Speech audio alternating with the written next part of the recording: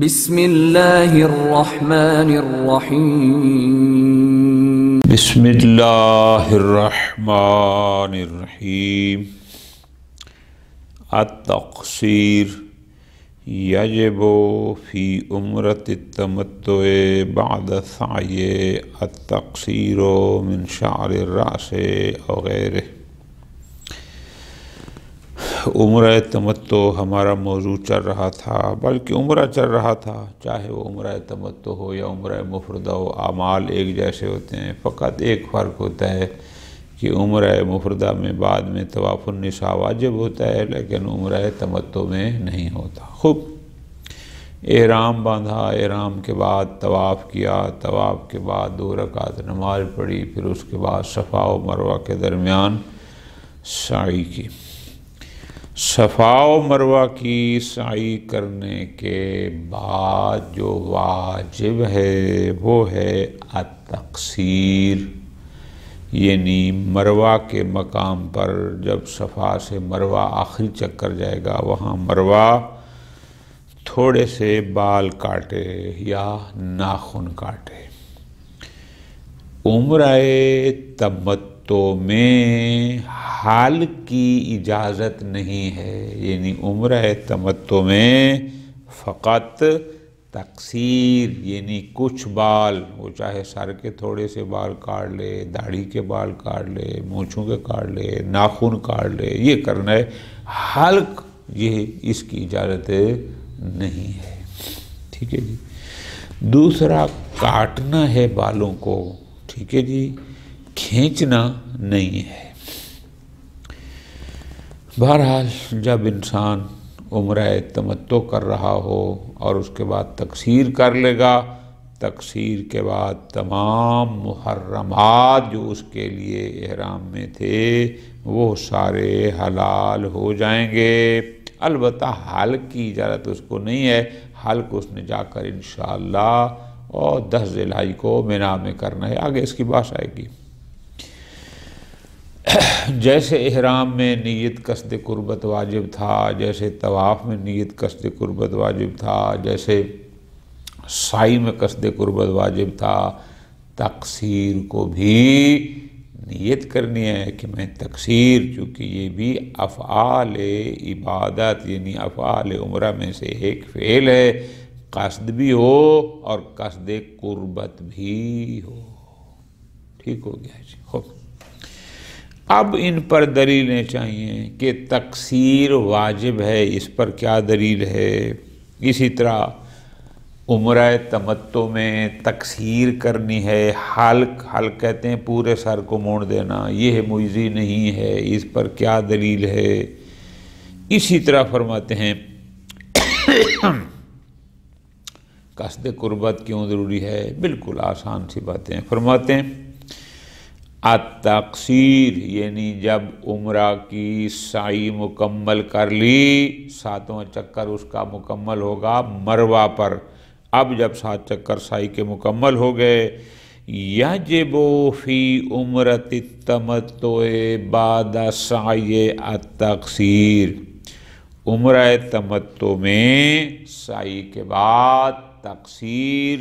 واجب ہے۔ تقصیر یعنی تھوڑا سا کچھ کاٹنا۔ کس کی تقصیر کرے؟ من شعر الرأس،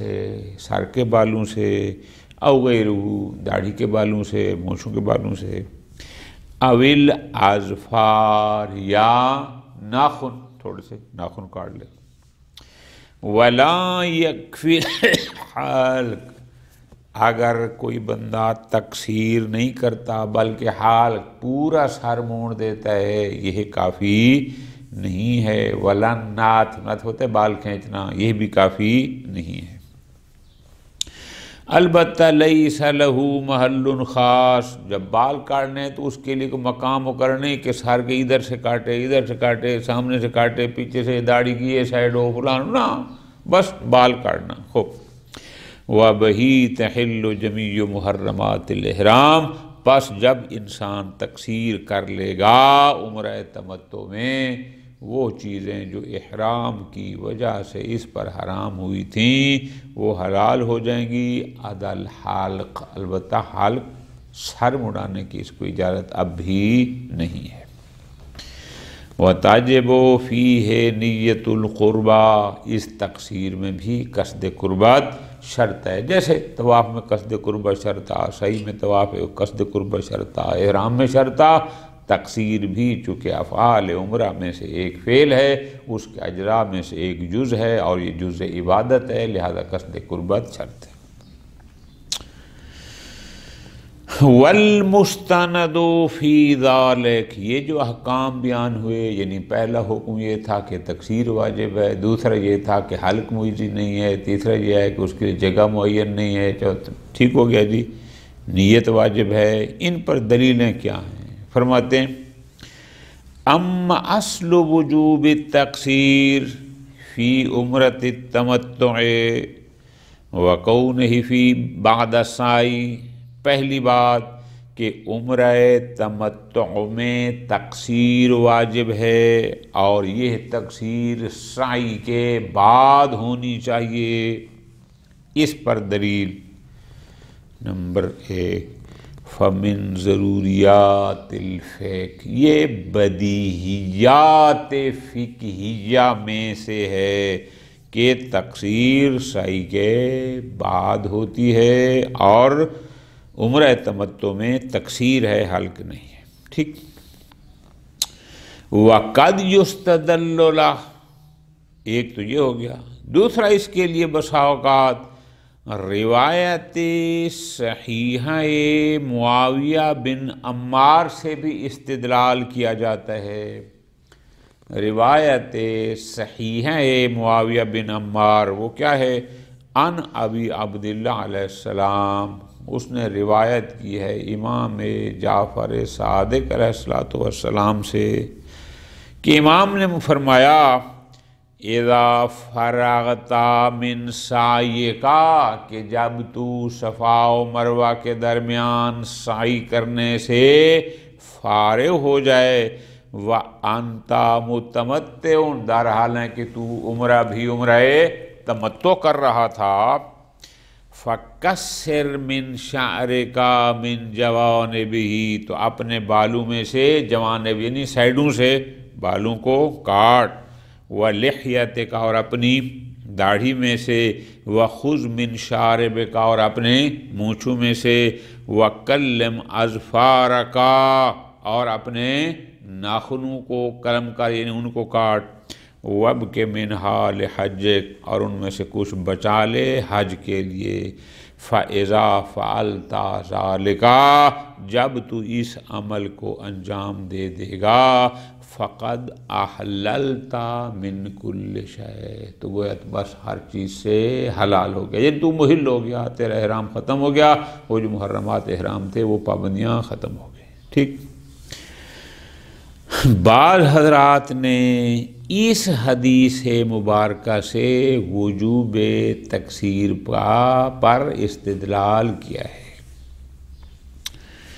آیت اللہ ایروانی فرماتے ہیں وَهِجَ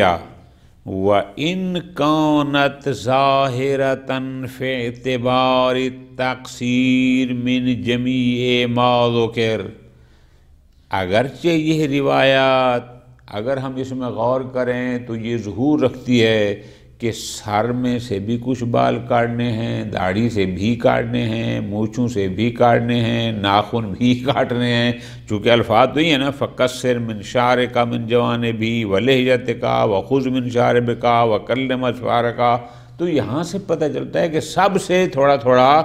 کرنا ہے، لیکن الا انہ لا بد من حمل ذلك علی الافضلیہ، اگرچہ روایت کا ظہور تو یہی بتاتا ہے کہ سر کے بال بھی کاٹے، مونچھوں کو بھی کاٹے، داڑھی کے بھی کاٹے، ناخن بھی کاٹے، لیکن ہم کہتے ہیں کہ ہم اس کو حامل کریں گے کہ اگر ایسا کرے تو افضل ہے، واجب نہیں ہے۔ کیوں جی؟ کیا مجبوری ہے؟ کیا وجوب پر حمل نہیں کر رہے اور افضلیت پر حمل کر رہے ہیں؟ مجبوری روایت صحیح ہے جمیل بن دراج اور روایت صحیح ہے حفص بن بختری وغیرہما عن ابی عبداللہ، چونکہ ایک اور روایت موجود ہے امام جعفر صادق علیہ السلام سے جمیل بن دراج کی اور حفص ابن بختری کی یا بختری کی، اور بھی لوگوں نے کی ہے، کہ امام نے فرمایا، سے پوچھا گیا محرم یقصر من بعض ولا یقصر من بعض، کہ ایک محرم شخص جب تقصیر کے مرحلہ پر آتا ہے تو کچھ میں سے تقصیر کرتا ہے، کوئی سے نہیں، مثلا سر کے بال کاٹتا ہے، داڑھی کے نہیں کاٹتا، یا فرق و ناخن کاٹتا ہے، سر کے بال نہیں کاٹتا، مثلا کچھ سے کرتا ہے، کوئی سے نہیں کرتا۔ قال، امام نے فرمایا یجزی ہے، وہ بھی مجزی ہے۔ تو بس اس کا مطلب یہ ہوا کہ ضروری نہیں کہ تمام چیزوں سے، کہ سر کے بال بھی کاٹے، داڑھی سے بھی کاٹے، مونچھوں سے بھی کاٹے، ناخن بھی کاٹے، نہ، بس یہ روایت جب موجود ہے وَإِطْلَاقُهَا يَدُلُّ عَلَى الْإِجْتِزَاءِ بِالتَّقْصِيرِ، اس نے راوی نے کہا محرم یکسر من بعض ولا یکسر من بعض، امام نے فرمایا یجزی ہے، اطراق روایت دلالت کرتا ہے کہ تقصیر مجزی ہے من ای اقسام الشعر، اب وہ چاہے سر کے بال کاٹ لے تو بھی تقصیر صادق آتی ہے، مجزی ہے، داڑھی کے بالوں میں سے کچھ کاٹ لے تو بھی مجزی ہے، مونچھوں کے بالوں میں سے کاٹ لے تو بھی مجزی ہے، کوئی حرج نہیں۔ ٹھیک ہو گیا جی۔ خوب، اگلی بات، اما عدم الاجتزاء بالحلق والنات، ہم نے کہا ہے کہ تقصیر واجب ہے، حلق مجزی نہیں ہے۔ اگر کوئی عمرہ تمتع کر رہا ہے، یعنی اس نے حج تمتع کرنی، عمرہ کر رہا ہے، اور وہ تقصیر کی بجائے حلق یعنی سر پر بلیڈ وغیرہ سے، ریزر سے بالکل صاف کر دے، گنجا ہو جائے، تو ہم نے کہا یہ کافی نہیں ہے، یہ مجزی نہیں ہے۔ نتف یا بالوں کو کھینچ لے، یہ کافی نہیں ہے۔ فرماتے ہیں لِأَنَّهُمَا غَيْرُ الْمَأْمُورِ بِهِ، چونکہ روایات میں تقصیر کا حکم موجود ہے، حلق اور نتف کا امر نہیں آیا، ان کے لیے کوئی حکم نہیں آیا۔ وَاجْتِزَاؤُهُ عَنْهُ،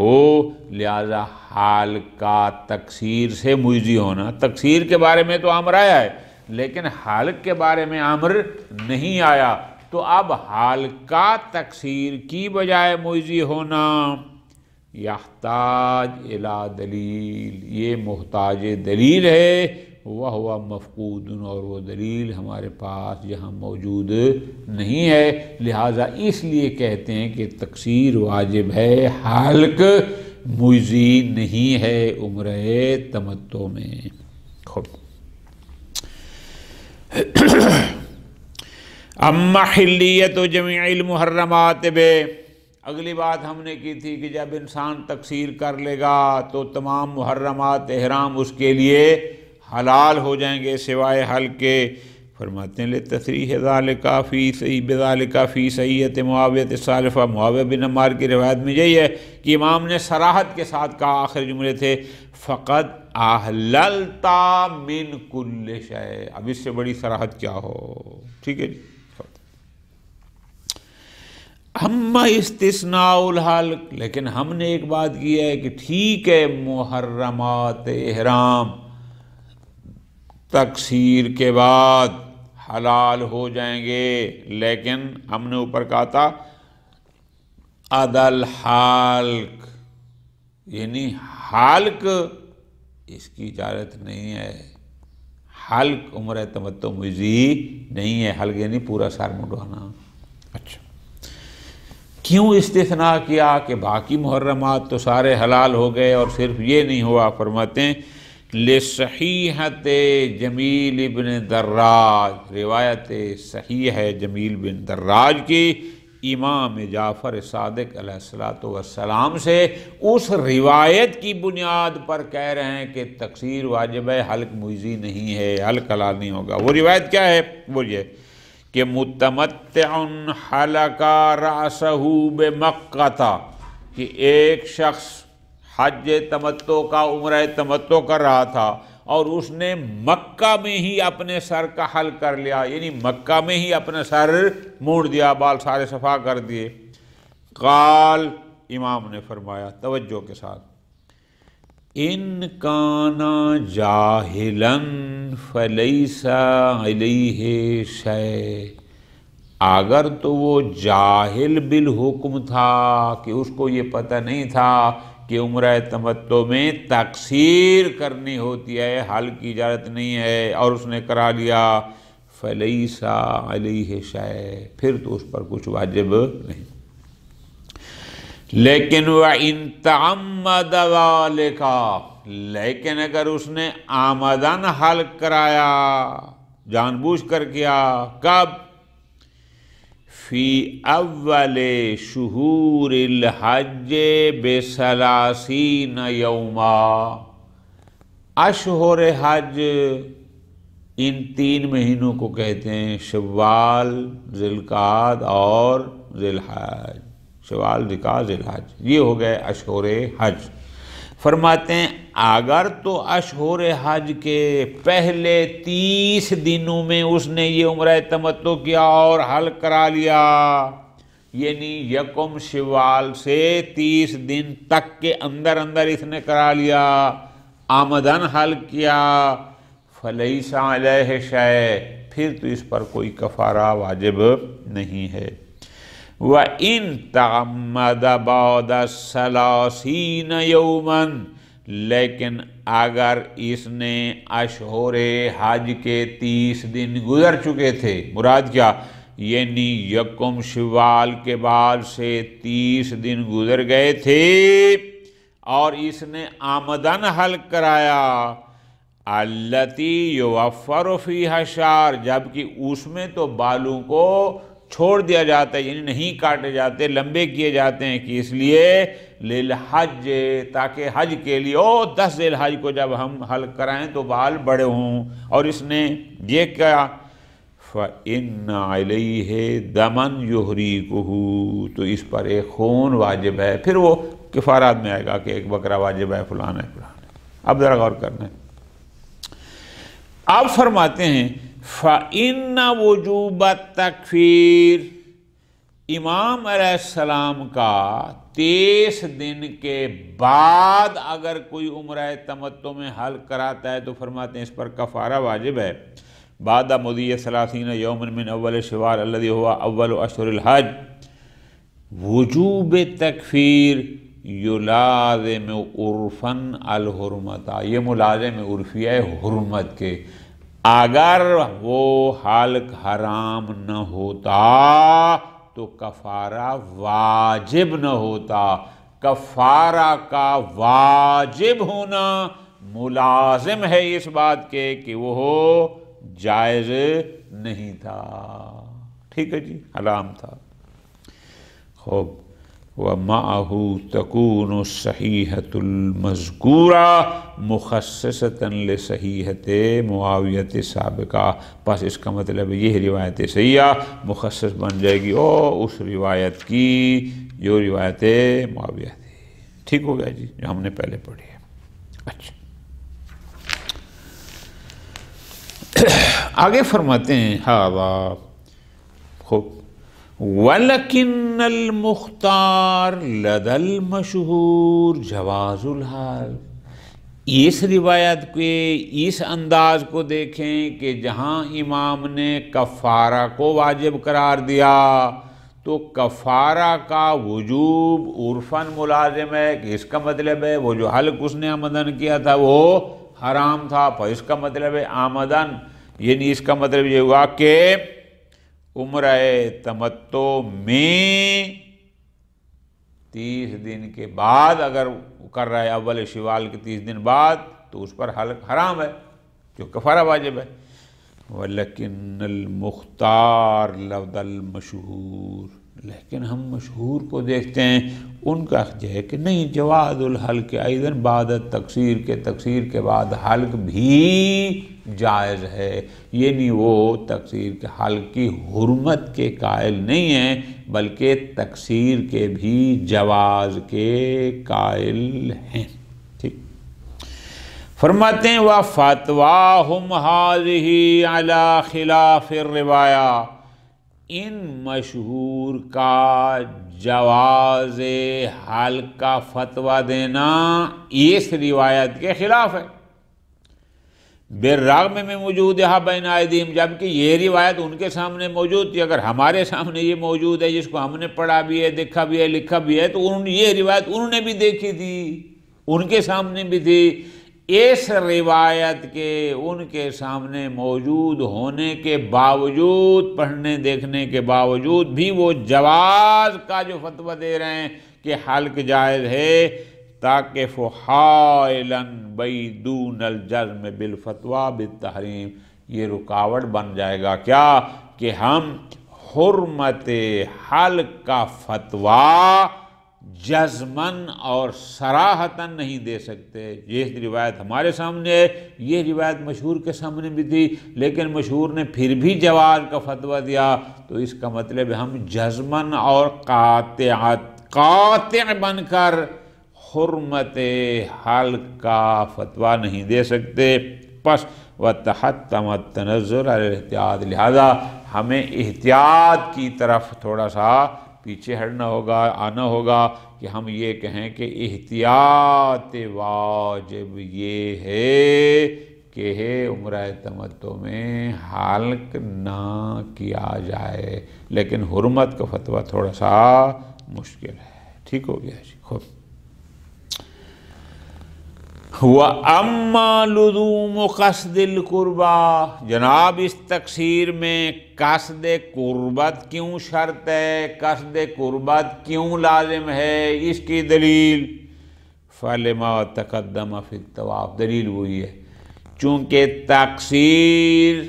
اجزاء و افعال حج میں سے ہے،